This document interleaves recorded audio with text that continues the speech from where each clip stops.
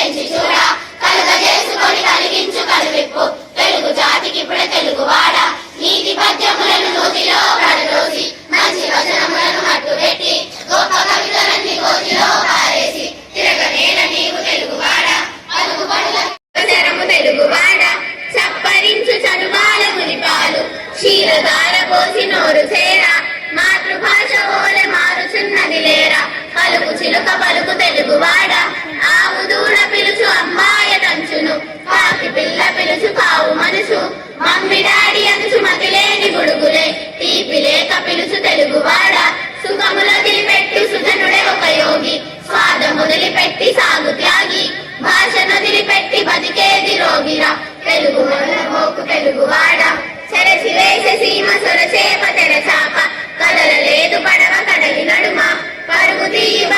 పసిపాప కనుపాప పేరిపోక. ఉపాధ్యాయులకు ముందుగా అందరికీ హృదయపూర్వక నమస్కారాలు. ఈరోజు అంతర్జాతీయ మాతృభాష దినోత్సవం సందర్భంగా చెర్లలోని గురుదేవ్ విద్యాలయంలో జరిగిన ఈ కార్యక్రమం ఏదైతే ఉందో, శ్రీ చిగురుమల్ల శ్రీనివాసరావు గారు రచించిన తెలుగు భాషా శతకం అనే 101 పద్యాలని 110 మంది పిల్లలు అనర్గళంగా చాలా బాగా చదివారండి. సో ఇక్కడ జరిగిన ఈ కార్యక్రమంలో మన మాతృభాష అయిన తెలుగు భాష గొప్పతనాన్ని, ఈరోజు తెలుగు భాష ఏ స్థితిలో ఉంది ఏంటి అనేది పద్యాల రూపంలో చాలా బాగా వర్ణించారు. ఈ రోజు జరిగిన ఈ కార్యక్రమం తెలుగు బుక్ ఆఫ్ రికార్డ్స్ లో నమోదు చేయబడింది. సో దీనికి సంబంధించిన ప్రశంసా పత్రాలు ఏవైతే ఉన్నాయో త్వరలో మీకు అందజేస్తాం.